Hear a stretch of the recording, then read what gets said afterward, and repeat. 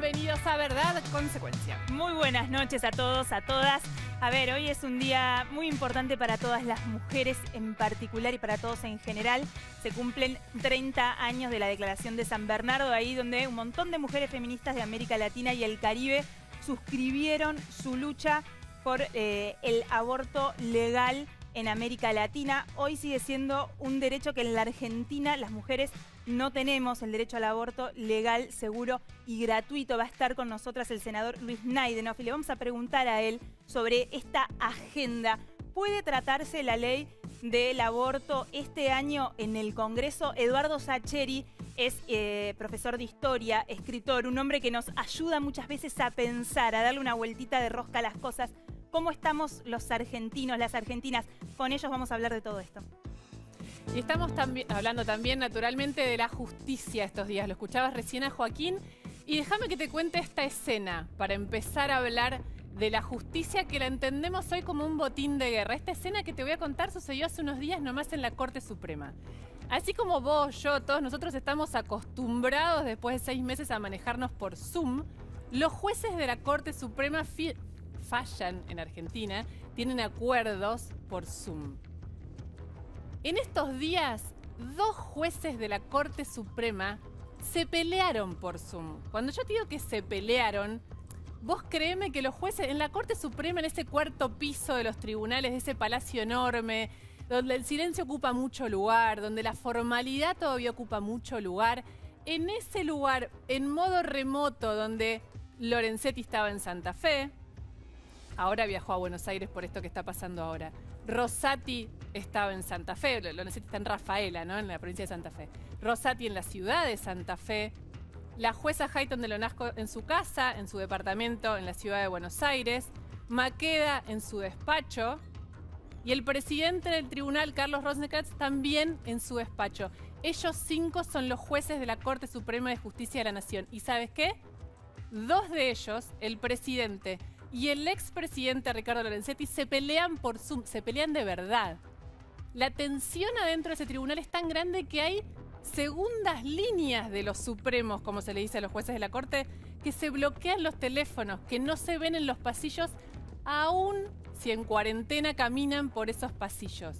Vos dirás, bueno, pasa en todos lados, puede pasar en todos los trabajos que se peleen. Pero ¿por qué esto importa un montón? ¿Por qué esta tensión importa un montón? Por una razón fundamental. Sobre estos 5 jueces, una vez más en la Argentina, pese a que todos creamos o no en la institucionalidad. Es así, porque si vos no le creés a la Corte Suprema de Justicia de la Nación, ¿a quién le vas a creer? Esa es una de las preguntas. Y hoy, otra vez, la justicia aparece como un botín de guerra de la política. Un lugar donde la política se juega a fondo. Porque mira, te voy a dar solo algunos ejemplos. La política fracasa tanto en Argentina que todos estos temas que vos decís, bueno, los tendría que resolver la política por sí misma, terminan en la Corte Suprema de Justicia de la Nación. Si había o no sesiones virtuales en el Senado de la Nación, ¿cómo se resolvió? Con la Corte Suprema de Justicia. Si una sesión de la Cámara de Diputados donde se prorrogó el sistema remoto es válida o no, va a terminar en la Corte Suprema de Justicia. La quema de pastizales en el Delta. La quema de pastizales en el Delta también fue objeto de un estudio de la Corte Suprema de Justicia de la Nación.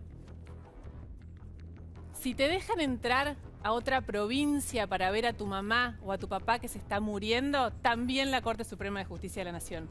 Todo eso, la coparticipación y los jueces desplazados, que es de lo que estamos hablando ahora, ¿qué es lo que hace que haya gente en una vigilia en este momento? Todo eso lo resuelve la Corte Suprema. Y por eso cuando se pelean por Zoom, te preocupás. Ellos tienen ahora, con la presión de los scratches, la presión en la puerta de tribunales, la presión de un presidente de la Nación que se preguntó qué estaba haciendo el presidente de la Corte Suprema cuando convocó a la reunión de mañana. Todos ellos tienen esta responsabilidad. No debe ser tan difícil resolver esto. La verdad debe poder resolverse con rigurosidad. El problema está en que la verdad tiene consecuencias.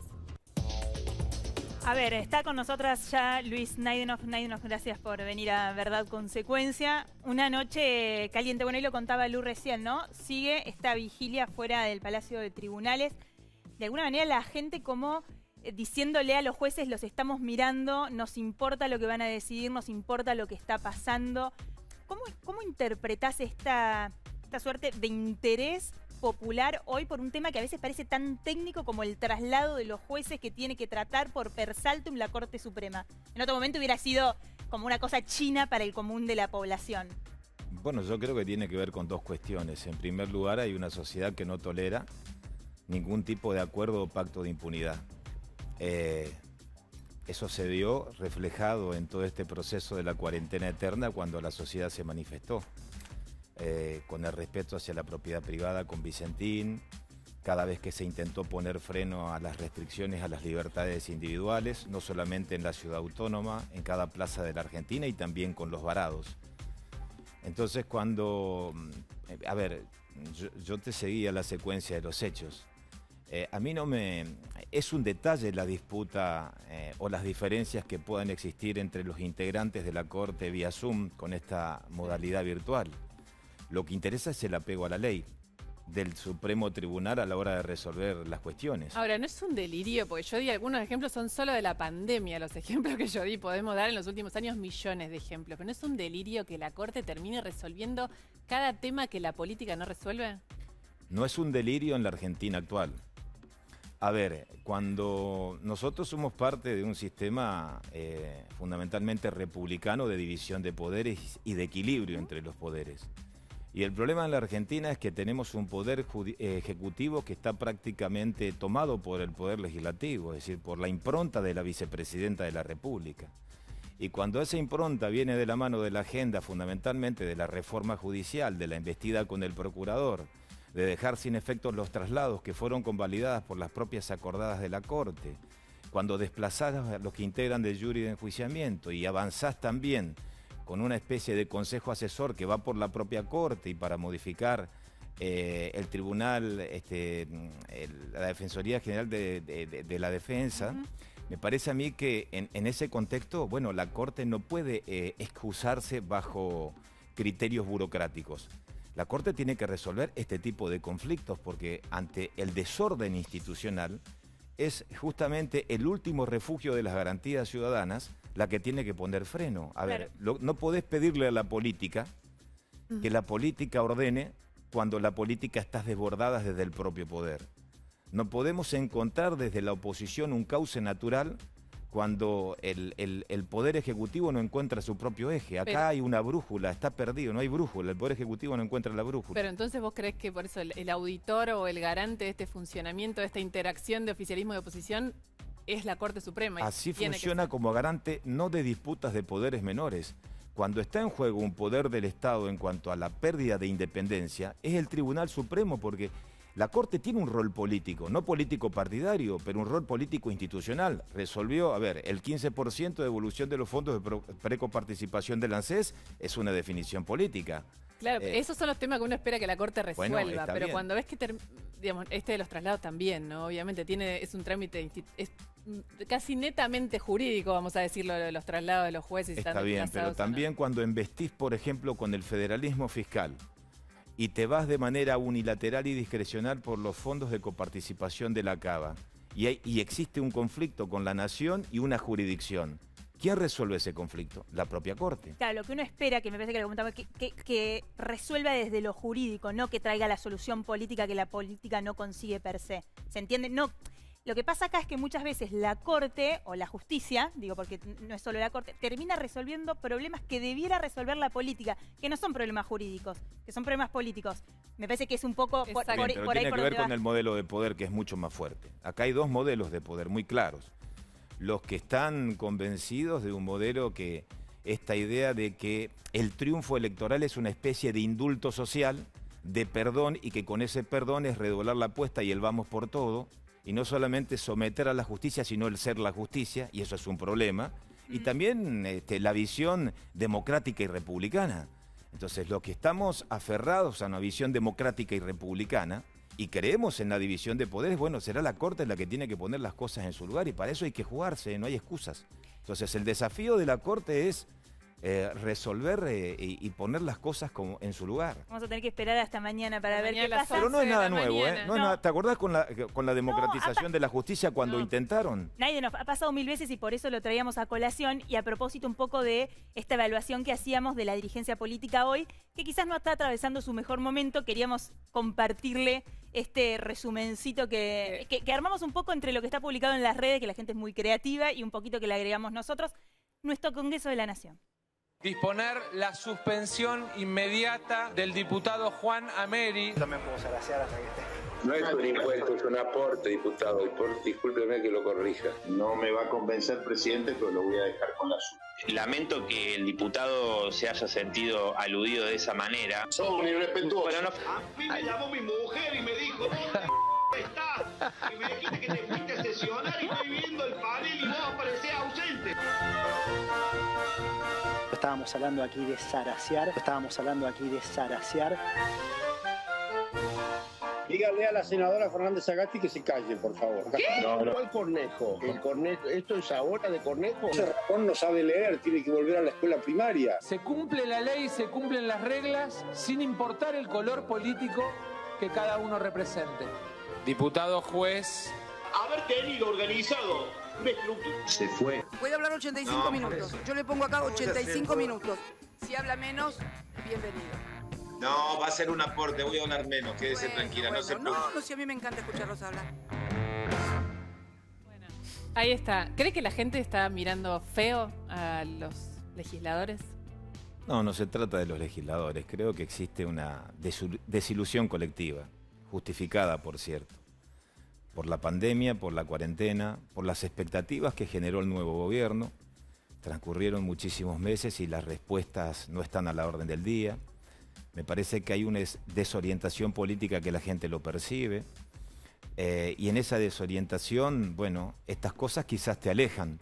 También te muestran la otra cara, ¿no? A través del Zoom. No, lógicamente, los peores ejemplos, pero a mí me parece que la pasión y el debate, esta es la esencia del sistema democrático. No esto, no la virtualidad, sino la presencialidad. Pero creo que el desencanto no tiene que ver únicamente con el propio Congreso. Al contrario, yo creo que en el Parlamento se reflejan claramente las dos visiones de la Argentina.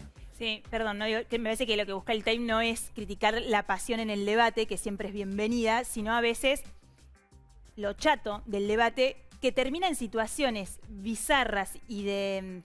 Es más que bizarra la situación de Ameri, ¿no? De mal gusto, de maleducación. Sí, está bien, pero si llega a eso... Porque digo, porque Ameri es diputado también, ¿no? Porque porque Ameri es diputado, que no por lo que hizo en ese momento, sino a veces uno se abre la pregunta de ¿quiénes son los diputados? Porque son 257 y si nombramos 20 elegidos por la gente. Pero hay un montón como Ameri que la gente ni sabía que ese señor había entrado en el medio porque el que ellos habían votado. Y la sensación es esa, es como cuando le pones lupa, no a todos, sería muy injusto, obviamente, aplicar este criterio para todos, pero...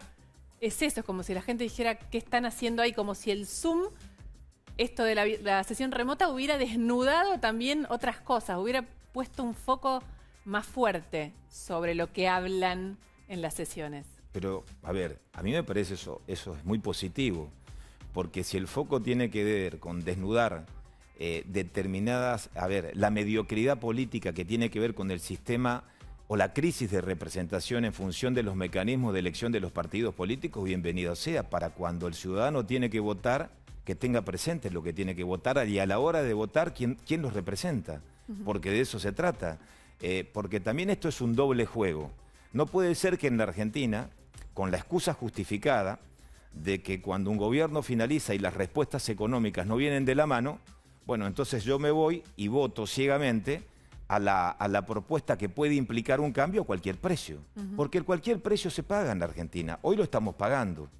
Hoy lo estamos pagando, con este gobierno. Tenemos un mini jueguito, no es verdad consecuencia, que es el ping pong. Lo que le pedimos es, ¿esto es así o no? Son preguntas con la respuesta es sí o no. La primera ¿Sí o no? Sí o no. Sí, son todas de sí o no. Sí, más o menos, son duales. ¿Aborto legal se tiene que tratar en la agenda legislativa 2020, sí o no? No, y estoy a favor del aborto, pero no, este año no es para la agenda legislativa. No es una prioridad. No es una prioridad. ¿Se La puede? salud pública es una prioridad, pero en el marco de la prioridad, los médicos y el servicio fundamentalmente de salud pública tienen que estar al cuidado de los contagiados. Para que el año que viene, que es electoral, Sí. entonces lo traten. Ustedes conocen mi posición, así que... ¿Se puede acordar con Cristina, sí o no? ¿Es posible acordar con Cristina? Y vamos a hacer los esfuerzos. Me parece que el acuerdo es la síntesis de la democracia, independientemente de la intransigencia de la presidenta. En Juntos por el Cambio hay una especie de teams separados, Team Palomas o Team Halcones. Team Halcones es Patricia Bullrich, vamos a decir como un Claro, vamos a ejemplo. poner- bueno, el Y propio Macri. Team Macri, Team Palomas, pongamos la Reta, Vidal y de ese lado. ¿De qué lado está? ¿Palomas o halcones? No, halcones. Halcones. Sin nombres. Nos sorprendió. Nos sorprendió. No, nos sorprendimos, bien. Habíamos apostado a Team Paloma, pero no dijo Team Halcones. No, porque, a ver, ¿qué significa halcones o palonas? Si me decide halcones en la defensa irrestricta del mandato que la gente nos dio, ahí estoy. Naidenov, dentro del propio espacio de Juntos por el Cambio se habló de la jubilación de Macri, de si Macri sí, si Macri no. ¿Macri tiene que ser candidato el año que viene o no? No, eso es una discusión muy chica. Limitar la discusión de Juntos por el Cambio, Macri sí, Macri no es la discusión. Pero esto es un pero la ping-pong. pregunta, claro. Bueno, es un ping-pong. ¿Macri candidato 2021, sí o no? Es una decisión del espacio, no de Macri. Miren. Muy bien, la última. No, sí, la última. No. Sí, la última es compleja, pero requeriría más difícil decir sí o no, pero estamos de alguna manera todos mirando ese partido. La situación en la que estamos con el dólar hace que tenga que venir una devaluación, sí o no. A ver, la realidad siempre se lleva puesta al relato. Y hay que mirar la brecha entre el dólar oficial y el dólar blue para darse cuenta. Espero que el gobierno reaccione a tiempo. Estamos al borde del Titanic y el iceberg está ahí. Gracias, Naidenov. No, gracias a ustedes. Muchas gracias. Luis Naidenov, senador nacional. Estamos todos, obviamente, hablando de la justicia. Él es uno de los referentes en este sentido. Y hablando de... Me voy a correr, me voy a pasar por acá atrás. Va a parecer que voy a llevar un trago, pero no. Mientras se retira Naidenov. Ahí está.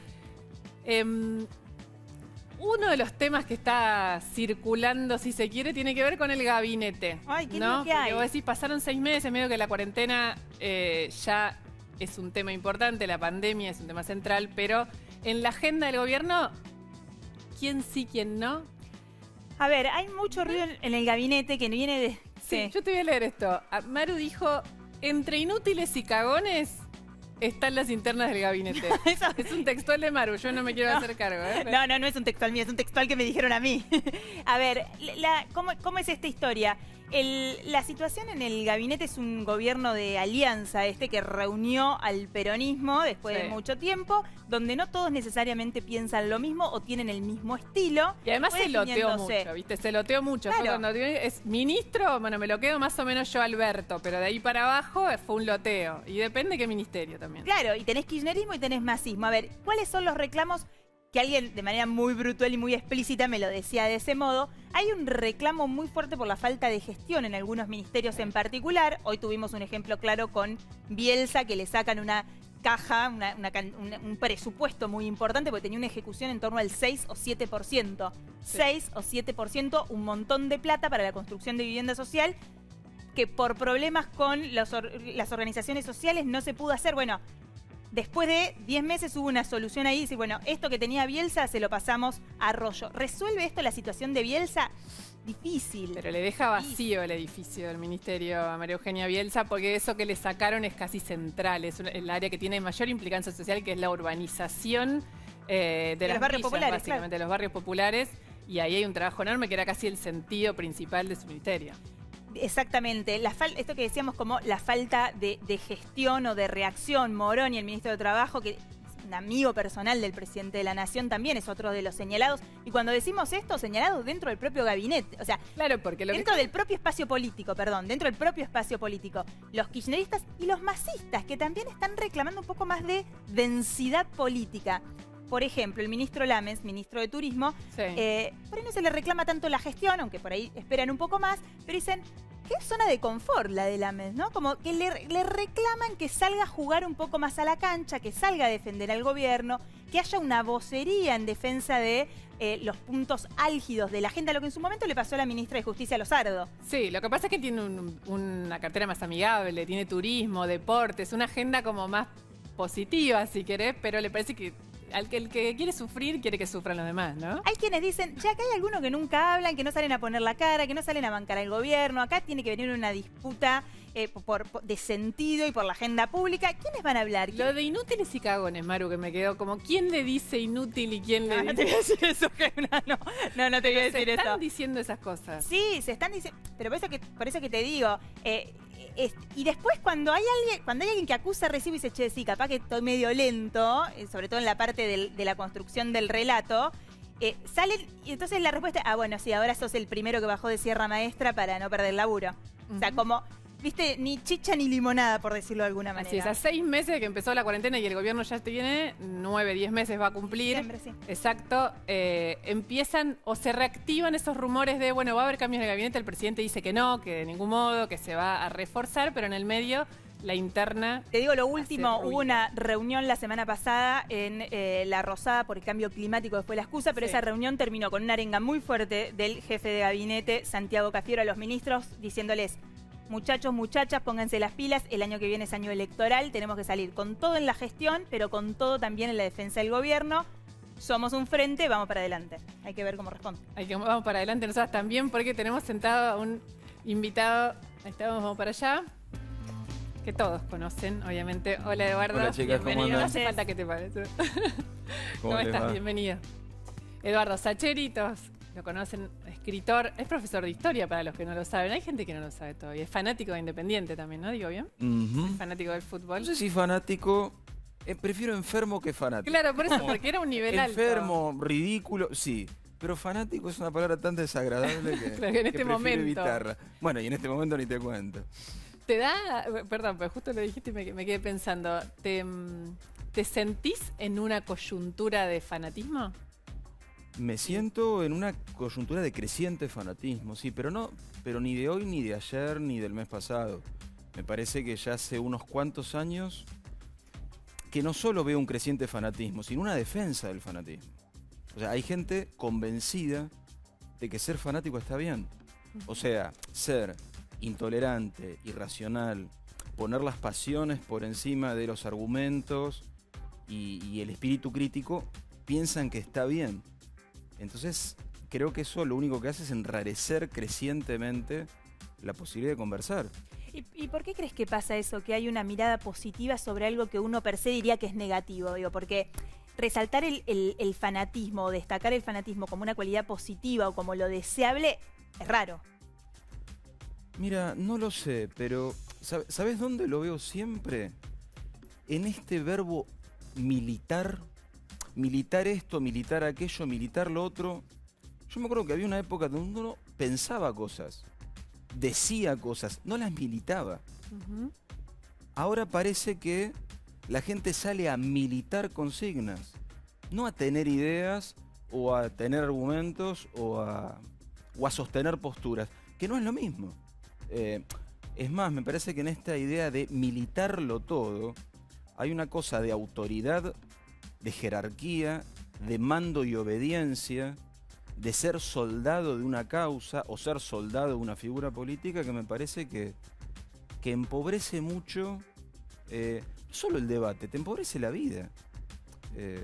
Y te empobrece, ni que hablar, te empobrece tus posibilidades de hacer cosas, de disentir, de equivocarte, de dudar, que creo que son cosas absolutamente necesarias. Dudar y equivocarse. Pero equivocarse sin consecuencias terribles. Equivocarte sin que te vengan a masacrar a partir de tu equivocación. ¿Y cambiar de opinión? Sí, cambio de opinión. Por supuesto que hay ciertos valores sobre los que creo no cambiar. Pero una cosa es no cambiar de valores y otra cosa es no cambiar de juicios. Porque la realidad cambia, tu posición frente a la realidad cambia. Y a veces te equivocás. O a veces hay cosas que no las viste. Claro. A mí me pasa todo el tiempo. Me encuentro muchas veces pensando, no sé. En general yo no soy muy de opinar y de política. Públicamente trato de no opinar. Porque te encuentras pensando, la verdad no sé esto. A lo mejor dentro de 2 años sí saco una conclusión. Pero esto de poco menos que adelantarte en base a militancias diversas, al juicio crítico de tomarte un tiempo, pensarlo, dejarlo decantar, retroceder. Yo creo que retroceder de algo que pensaste y no sabes que no era por acá. Yo pensé que sí, pero no era por acá. Mejor vuelvo un pasito atrás y la vuelvo a pensar. Ahora, llevamos 6 meses y algo, ¿no?, de cuarentena, pero básicamente de estar metidos mundialmente en esta idea de la pandemia. Muchos creyeron ver en este paréntesis una oportunidad de repensarnos. Vos, mirando de acá, desde entonces hasta hoy, ¿cómo te sentís o cómo nos sentís a los argentinos con esto que pasa? Mira, debo tener una mirada muy, no sé si cínica o trágica, pero ni aun cuando empezó la cuarentena, esta idea inicial de, no, de esto vamos a salir mejores. No lo creíste nunca. No, creo que vamos a salir más evidenciados, más desnudos de lo bueno y de lo malo. O sea, va a ser más evidente cómo somos eventualmente. Creo que las situaciones límites te desnudan, te exhiben porque no te dan la posibilidad de enmascararte. No tenés tiempo de fingir. ¿Y cómo somos? ¿En Argentina decís Sí, vos? claro. Los argentinos. Los argentinos. Mirá, me da la sensación de que individualistas, inmaduros, caprichosos, calentones, facciosos, soberbios, agresivos. Les dije que no iba a estar muy optimista. Estaba pensando que tendremos alguna cosa positiva, algo cariñoso, no sé. Dijiste que también se veían las cosas buenas en esta situación. No, por supuesto que no somos todos iguales y no somos nada más que eso. Pero debe ser que no... ¿Cómo decirte? No es que nos vea en un camino que vos digas, bueno, no estamos bien, pero yo creo que estamos mejorando. Entonces debe ser que ese pesimismo en cuanto a los rumbos que tomamos como sociedad tiñen las características que nos veo probablemente. Respecto a esto que decías, facciosos, violentos, caprichosos, ¿crees que la cuarentena agudizó esas características? Digo porque empezamos hablando de los fanatismos y esta cosa que en un momento también dijiste que tratabas de no opinar de política en público y no sé si tiene que ver con algo de autocensura o de preservación. Claro. Mira, me parece que el primer mes de cuarentena, el primer mes y medio de cuarentena, me dio la sensación de que no dejaba de ser un proyecto colectivo.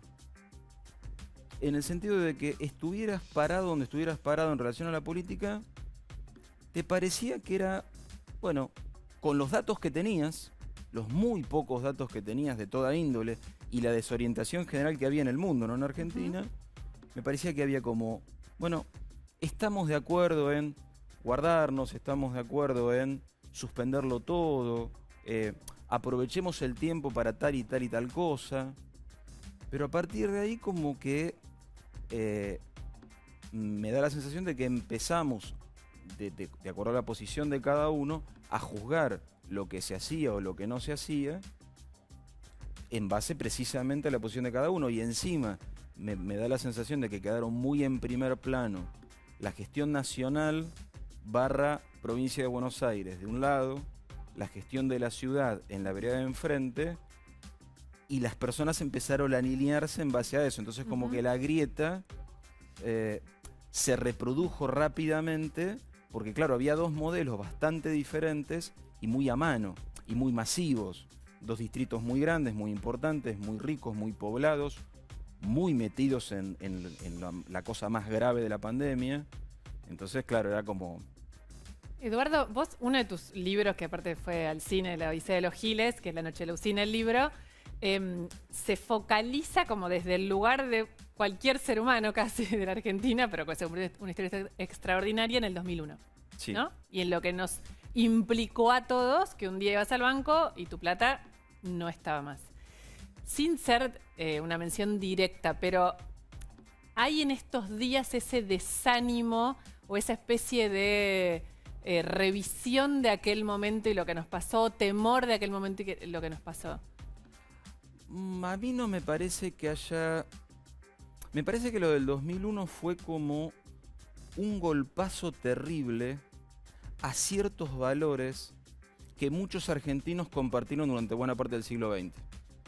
Me parece que esa Argentina inmigrante europea en una primera etapa, inmigrante del interior y de países limítrofes después, que había apostado al ahorro, al esfuerzo personal, a esta cosa bien de sociedad burguesa en el mejor de los sentidos, de nos sacrificamos, ahorramos, trabajamos mucho, guardamos en el banco y mañana vamos a estar mejor. Me parece que el 2001 lo aniquiló como valor.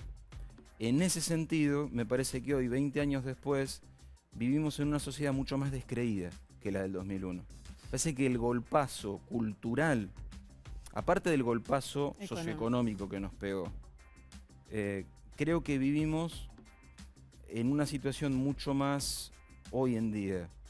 Tenemos muchos menos valores compartidos aún que los que teníamos en 2001. Me parece que una de las maneras de leer la grieta es, la grieta está en una sociedad que algunos acuerdos que tenía después de 2001 los perdió. Por la hondura de esa crisis y por las cosas que destruyó esa crisis. Y no hizo nuevos, digo, y no creó nuevos valores compartidos. Valores compartidos no. Me parece que hay eso es un poco terrible, dos ¿no? zonas de valores antagónicos y es una discusión absolutamente de sordos a partir de eso.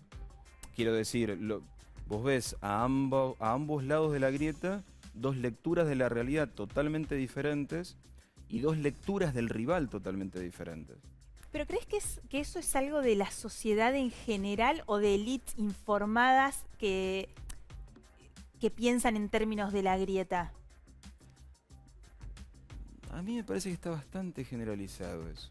Porque lo ves en grupos de amigos, los ves en familias. Digo, no lo ves solo en grupos estrictamente ideologizados o muy fuertemente vinculados con la política.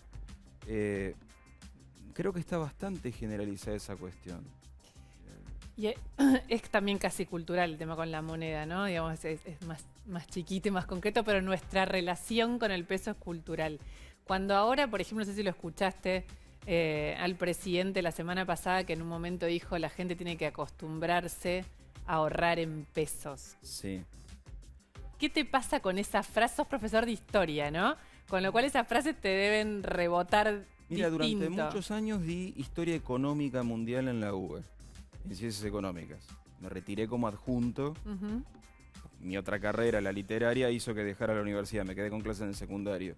Y yo cuando escucho esas afirmaciones que pretenden que el comportamiento económico de las personas tenga una base moral y no racional, me quedo impávido. O sea, la economía no funciona a partir de una escala moral. Se maneja, los seres humanos, en tanto agentes económicos, se manejan en base a cuestiones de costo, beneficio, urgencias, asignación de recursos escasos a necesidades diversas. Entonces, si tu moneda local pierde valor, vos huís de tu moneda local. No porque seas un ser humano ruin, sino porque no querés que tu ahorro se achique.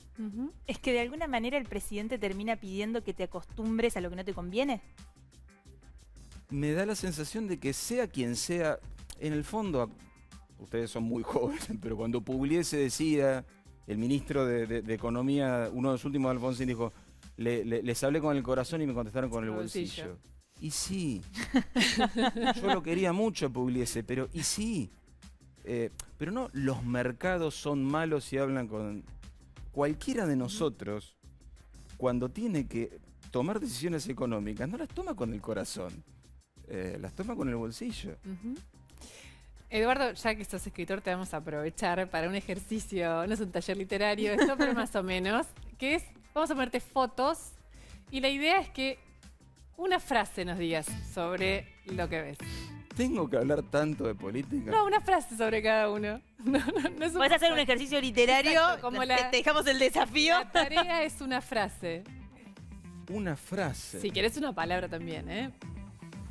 Ay, qué difícil. Qué difícil la tiene. Qué difícil la tiene, está muy bien. Vamos con... Ahora me van a ver absolutamente sinuoso, escapando cuerpo a tierra. Esperamos más de vos, Eduardo. Dale.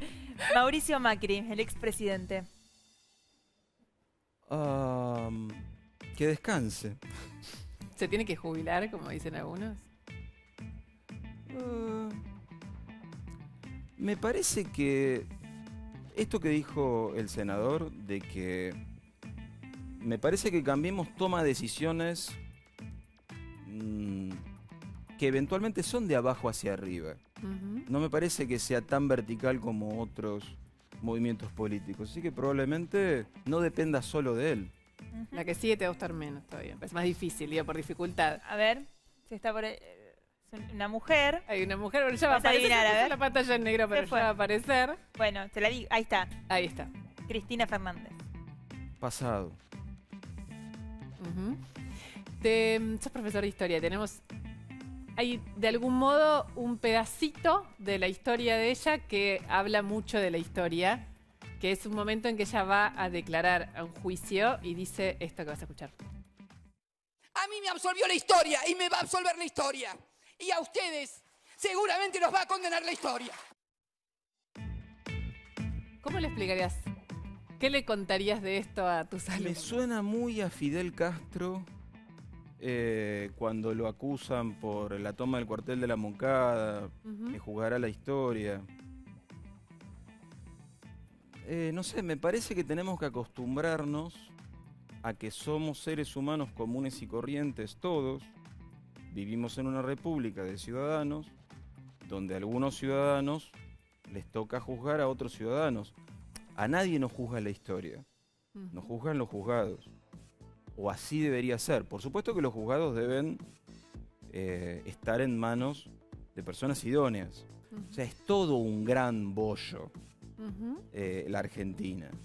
Entonces, yo digo esto y a lo mejor alguien que la quiera mucho a la señora Fernández de Kirchner dirá, pero los jueces no son objetivos y son pros y por lo tanto no están en condiciones de juzgarla.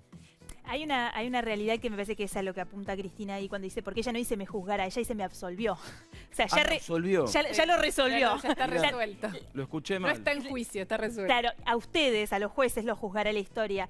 En otra oportunidad había dicho me juzgará, pero en esta instancia dice me absolvió la historia y me parece que quizás tiene que ver con esto un poco que dice Lu. Ella estando procesada y con por lo menos 4 causas en juicio oral, la mayoría de los argentinos volvió a elegirla como vicepresidente de la Nación. Bueno, no es menor eso. No, por eso digo. No es menor. Me da la sensación de que, indudablemente, para la mitad del electorado argentino, el sistema jurídico no es confiable como para decir, no, si está juzgada así, no debería votarla. ¿Y se puede, perdón, Lu, ¿se puede construir una democracia fuerte así? ¿Con la mitad del país creyendo que lo que dice la justicia no vale? Mira, yo siempre quiero construir una democracia. Yo tengo 52 años.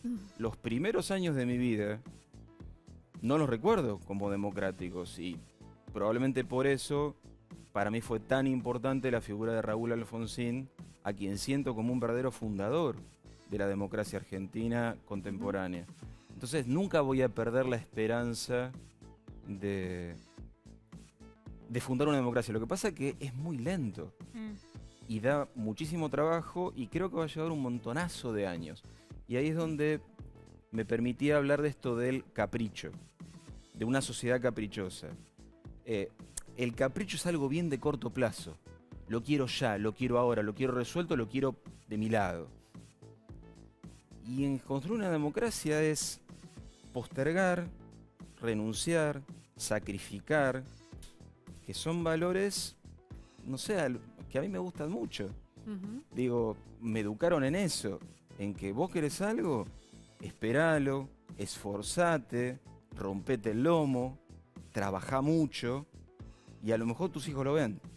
¿Te enojaste cuando el presidente criticó a la meritocracia? Digo, porque eso que decís es un poco... Mirá, Si entendemos la meritocracia como una situación de privilegio inicial, donde los que están mejor situados llegan más lejos por el solo hecho de arrancar adelante, yo puedo entender una mirada crítica.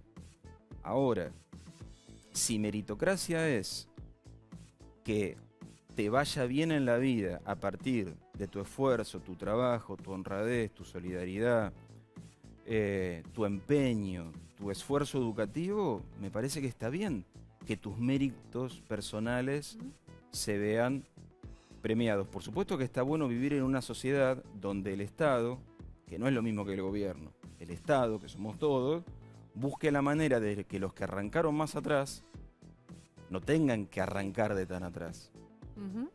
Precisamente para que todos tengan las mismas posibilidades. Bueno, en esas, si querés, brechas o desigualdades profundas que podemos tener los argentinos socialmente, la educación es un lugar enorme, y esto de la cuarentena y de la pandemia parece haber agrietado aún más o ampliado aún más esa brecha. ¿Vos diste clases hoy como todos los días? No. Los lunes. Los lunes me toca, bueno, ahora por Zoom. Sí. ¿Qué va a quedar de esto? Mira, creo que es un año extremadamente difícil. Aún en situaciones donde tengas alumnos con buena conexión a internet, es muy difícil. Es muy difícil dar clase, es muy difícil que los chicos se enganchen, es muy difícil evaluar. Y evaluar es una parte del asunto. Es muy difícil sostener. Estamos acostumbrados a evaluar y a ser evaluados. Si lo queremos cambiar, eso nos va a llevar mucho tiempo, pero digo, un sistema donde no podemos evaluar, entre otras cosas, lleva a un desgaste, a un desánimo y a una desconexión. Son cosas que han ido pasando a lo largo del año.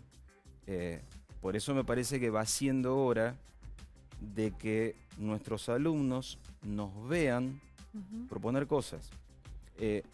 Nosotros estamos todo el tiempo educando, no solo con la materia que damos. Estamos educando con el ejemplo que damos, con qué nos ven hacer nuestros alumnos.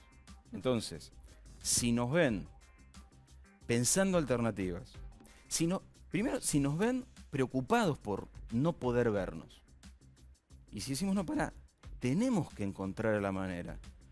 No estamos seguros de cómo. Vamos a probar esto, y si esto no funciona, vamos a probar esto, y si esto no funciona, vamos a probar esto otro. O sea, que te vean, que te importa mucho y que estás dispuesto a ensayar, equivocarte, retroceder, probar de otra manera, ser flexibles. No sé, fulano no puede dar clase porque se arriesga, porque es población de riesgo. Fulano docente. Bueno, que vaya Mengana en lugar de fulano. Pasa que pareciera que la grieta también se metió en la educación de alguna manera. No sé, cuando uno ve toda esta pelea entre ciudad y nación, Trota, el ministro nacional, y Acuña, la ministra de la ciudad, por si las clases vuelven, si no vuelven, si son para 6.000, si son para 1.500, si hay clases en enero, no hay clases en enero, si van a... Como que, bueno, de hecho vos firmaste una carta hace algunos días respaldando la necesidad de la vuelta a clases. De alguna forma de vuelta. Quiero decir esto, yo sé perfectamente, y los que firmamos esa carta, sabemos que no se puede hacer ni de un día para otro, ni de ningún chico a todos los chicos juntos. Por supuesto que no hay manera, pero tenemos que ser flexibles como para encontrar modos de volver a empezar a encontrarnos. Un montón de grupos de chicos necesitan, los docentes necesitamos también, y me parece que una actitud que se plante en esto no es prioridad es muy negativa. Es muy negativa como ejemplo, porque precisamente qué modo de construir conocimiento es una actitud retrógrada, conservadora, que no está dispuesta a moverse un ápice de lo que dijo hace 6 meses. ¿Y por qué crees que no se mueve? Porque digo, realmente una vez se para frente a esa foto y decís, ¿por qué ni siquiera se puede conversar alguna alternativa, como decís vos, chiquita, parcial? ¿Por qué? No lo sé. Pero, ¿qué sentís? Digamos, debes tener un sentimiento al respecto.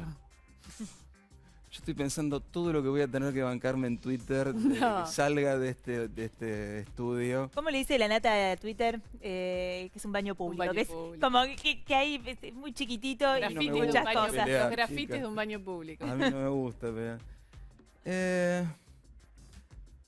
me parece que hay una toma de posición inicial de la que se hizo una cuestión, una suerte de bandera, cuando no tendría por qué ser así. Vuelvo a lo que hablábamos de entrada. Claro. Una bandera es el valor que vos defendés. Tu estrategia no tiene por qué ser una bandera. Si en el primer momento te pareció, y probablemente estaba bien, mirá, no tenemos ni idea cómo se comporta este virus. No tenemos ni manera de testear, etcétera, etcétera. Por el momento cerremos todo. Que hayas decidido eso, está bien de última. Ahora, pasa el tiempo, vas tomando información, vas viendo ejemplos en el mundo. Esos ejemplos en el mundo están llenos de retrocesos, exploraciones. Idas y vueltas, ¿no? Protocolos. No se nos van a caer los anillos por probar algo y decir, ¿sabe? Y al contrario, va a estar buenísimo que nuestros alumnos vean que ensayamos soluciones, fracasamos y volvemos a empezar. Construir conocimiento es eso. Es, pruebo con esta hipótesis, verifico que funciona, sigo, verifico que no funciona, la cambio. Nos pasamos dándole trabajos a nuestros alumnos queriendo que construyan hipótesis. Bueno, que nos vean construir hipótesis, que nos vean contrastarlas con la realidad. ¿Cuál es el problema de, insisto, distinguir? Fracasar. No sé si sabías, Eduardo, pero este programa se juega. Mirá lo que tenemos acá. A la verdad y a la consecuencia. Ni se lo vamos a explicar, de por descartado. ¿De dónde era? ¿De qué barrio conurbano? De Castelar. Castelar, exacto. En el oeste de Gran Buenos Aires. Castelar se juega. Ciudad Jardín no está en Castelar. ¿Cómo? Ciudad Jardín no está en Castelar. No, en Castelar. No, eso es Casero. por Palomar. Bueno. Gente de Temec, Capital. Temec. No, gente de Rosario. Gente de Santa Rosario. Fecina. Menos todavía. Perdón. No me confundas el oeste con el poco el noroeste. Se le mareó el GPS. Tengo un montón de problemas con eso. Bueno, vamos a jugar, supongo que en Castelar se jugaba el verdad consecuencia, con lo cual la pregunta por la verdad es: si fueran tus alumnos y tuvieras que evaluarlos, ¿a quién mandarías a marzo? ¿A Cristina o a Macri? Podés responderla o... O la consecuencia, que sabemos que sos muy fanático de Independiente. Sí. Como enfermo, habías dicho. Enfermo independiente. Enfermo no de fanático. Independiente. Entonces te vas a parar acá en un ratito, vas a levantar los brazos y vas a arengar y vas a cantar una canción de Racing.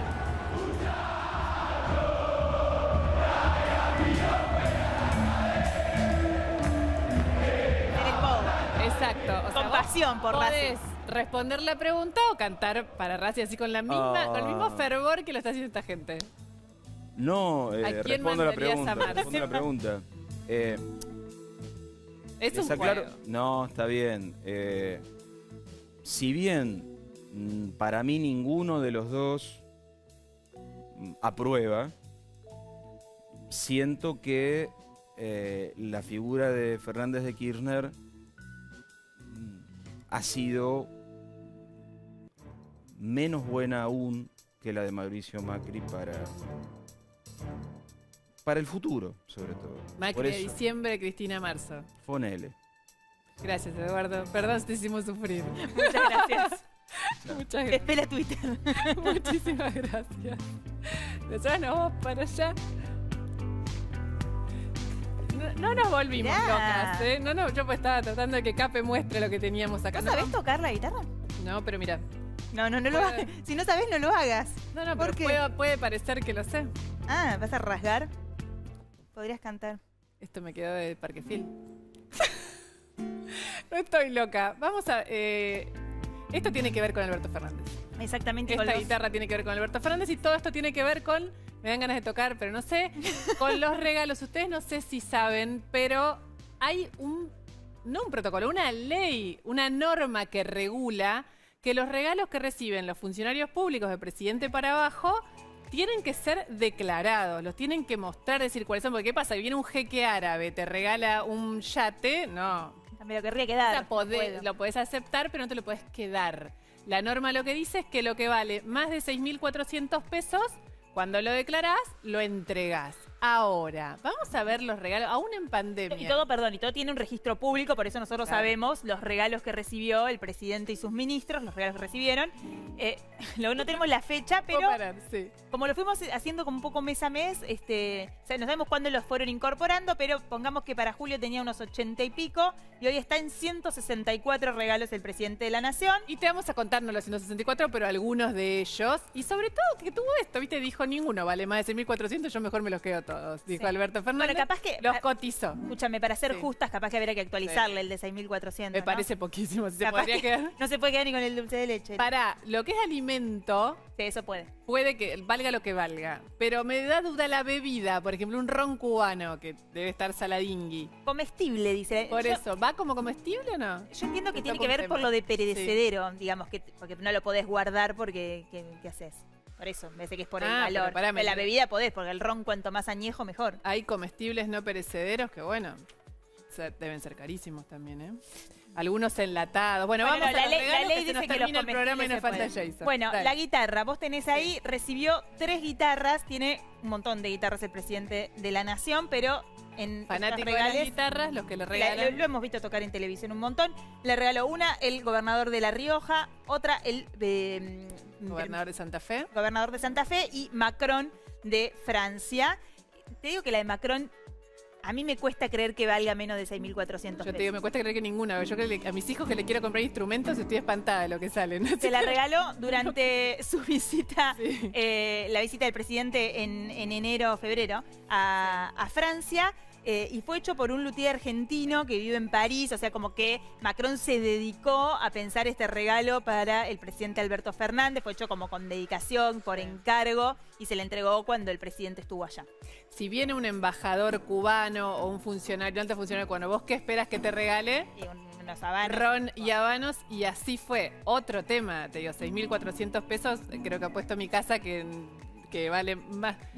5.000 pesos cada caja, me dicen acá, me cansa nuestra productora, entonces está bien declarado. ¿Se habrá fumado los habanos o no se habrá fumado los habanos? ¿No se fuma, Fernández? Me parece que no.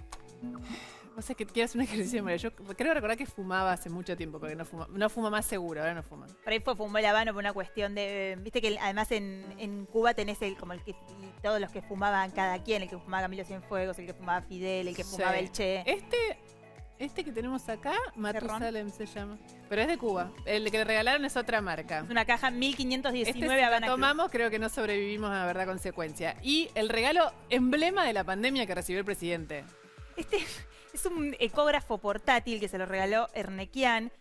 Le regaló uno al presidente y después donó otros para el sistema de salud de la Nación, que te permite, digamos, como un escaneo rápido para el COVID. Nosotros rastreamos a ver dónde estaba este ecógrafo, porque además es un adelanto técnico-científico súper importante. Quedó en Olivos y forma parte de la unidad médica presidencial. Yo no sé, lo que no podemos checar es si en este momento lo están utilizando, si vos vas a Olivos y te pasan por el ecógrafo o no, pero forma parte de la unidad médica. No te pasan, pero frente a uno, porque lo que hace esto es, digamos, viste que uno de los temas principales del COVID son tus pulmones, viste la famosa radiografía de tórax, y que con este ecógrafo parece que te escanea los pulmones. Sí, pero te toma la fiebre y eso también. Y tiene una aplicación al celular, es una cosa muy moderna. Como claro, pero eso que es un adelanto. Pero cuando entras no te pasan por el ecógrafo, no creo, salvo que estés... No, pero no sé si lo usan... si le en Olivos, a eso me refiero, claro, sí, porque sé que chequeamos que está en Olivos y que lo dejaron, o sea, que no, como que no lo tiene el presidente en el cuarto de baño, sino que forma parte de la unidad médica presidencial. Bueno, y hay un montón de regalos más, son 164. Fabiola recibió también, pero fue flojo lo de Fabiola, por lo menos lo que declaró. 7, además. 7 regalos y todos muy sencillitos. Y vamos a hacer como un destacado, porque hay un montón, no nos vamos a quedar hasta mañana haciendo esto, pero Basterra... El ministro... Cortó por lo sano, ¿no? Devolvió todo, entregó todo. Me pareció una ternura, porque aparte recibió cosas lindas. Una bandeja de plata que creo se le regaló, Estados Unidos. Él dijo, es muy difícil evaluar cuánto sale cada cosa, yo devuelvo todo y me quedo tranquilo. Un jabón de canela.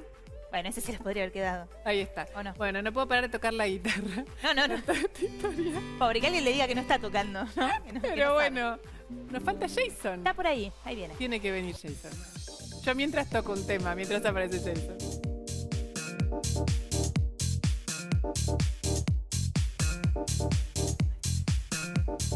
¿Fuma ¿Fumas, Jason? No fumo. ¿Habanos tampoco? No, porque hay... Ah. No debe haber nadie adentro, Jason. No, pero la magia de la televisión que otra vez me desilusiona. Sí. Se los quedó Alberto. Imagínate que Andá a pedirle ahora, con lo que sale el dólar, nos vendemos los habanos entre nosotros, los publicamos, hacemos cualquier cosa. Claro, ya está. Bueno, o podés ir Romeo y a Julieta. conseguirte una de estas este nuevo fenómeno que está sucediendo en el mundo y mudarte a Barbados. ¿Qué? ¿Dónde? ¿Barbados? ¿Dónde queda? ¿Qué es eso? ¿Mudarse? Bueno, atención, esto es un fenómeno que se llaman semituristas. ¿Por qué? Porque, y sobre todo está pasando en Europa, en el hemisferio norte, más ahora que están entrando en otoño, invierno y demás, gente que se va a trabajar a otros países. Sumado a estos países que les dan una visa especial. ¿Por qué? Porque son lugares, por lo general, que vivían del turismo. No tienen turismo y dijeron, che, ¿y quiénes pueden venir? Y por ahí, ¿por qué no vienen a hacer estancias o estadías un poco más largas?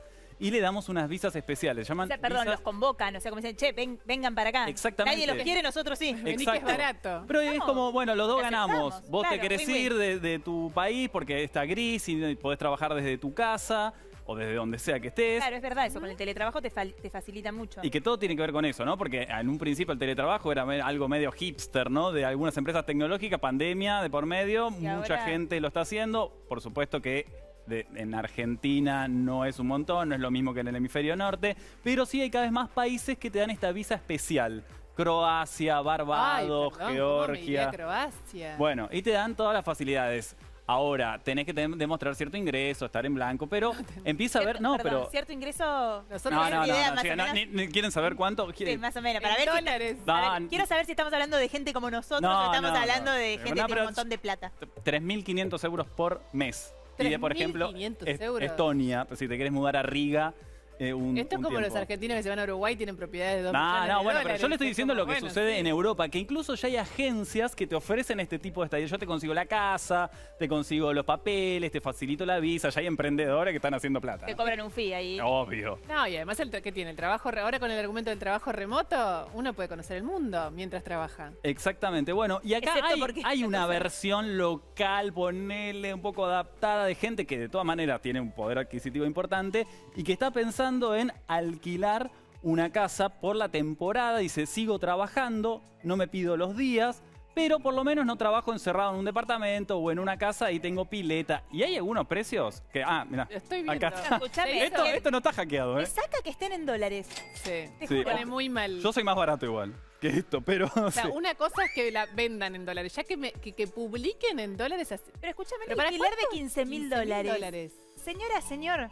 O sea, Sí, pero la loco están- el la que lo alquilan. publica y loco el que lo paga. Bueno, ahí hay muchos Está dicen que es una pasando. especulación de las inmobiliarias, que te dicen que hay ¿Eso es un por boom mes? de los alquileres. O toda la temporada. Esto depende, hay algunas que son por mes, otras por temporada, y ahí, atención, también te cobran el piletero, las expensas, o sea, a Obvio, eso vos le tenés que cualquier sumar quinta. el Dólares piletero, también, el piletero que cobran el dólares. cloro, el servicio de limpieza eventualmente, si son precios de quintas que están en dólares y que muchos que lo pueden pagar, que por ahí se iban de vacaciones al extranjero, dicen, che, me alquilo la temporada, los precios de alquileres están en dólares, parece exorbitante, pero... Si no, yo te digo algo, si nos dejan un camping Sí. más barato, hay wifi en todos lados ahora, ¿no? Eso no sé si está tan confirmado. Yo con poner los Sí. pies en el pasto ya estoy. Sí. La laguna de Chascomús, Una Sí. pausa real, cortita. me haría muy feliz. Chao. Vamos, hashtag Jen.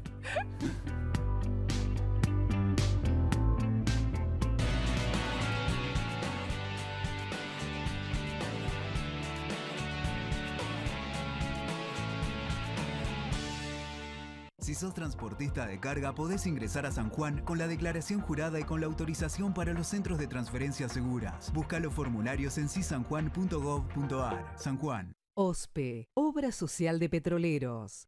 Opera online en ospesalud.com.ar. En Santander, nuestra misión es contribuir al progreso de las personas y de las empresas. Ingresá a santander.com.ar y conoce nuestras acciones de banca responsable. Queremos ayudarte. La Estampa Restaurante. Delivery y Takeaway. 4801-1711. 4326-4499. Si tuviste COVID-19, podés ayudar a salvar vidas. Dona tu plasma. Legislatura de la Ciudad Autónoma de Buenos Aires.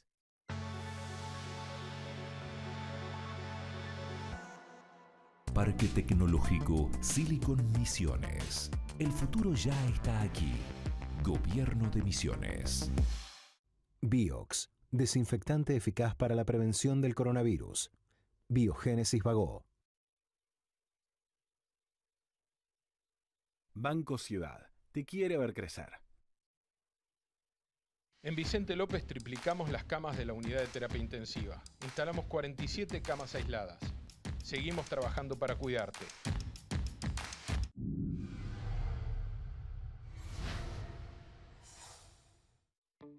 Seguinos en nuestras redes sociales y entérate de todas las actividades legislativas.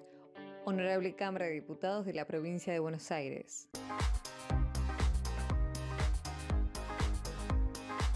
Hay 3 hospitales, hay 12 centros de salud, hay un nuevo hospital materno-infantil, hay vacunas, hay emergencias médicas, hay municipio. San Isidro. IRSA, somos la mayor empresa argentina inversora en bienes raíces. IRSA, líderes en real estate. El plan Detectar está llegando a cada barrio de la ciudad. Estamos haciendo una búsqueda activa de nuevos casos para identificarlos y resguardarlos. Cuidarte es cuidarnos. Buenos Aires Ciudad. El Mirasol de Puerto Madero. Delivery mediodía y noche. Teléfono 4315-62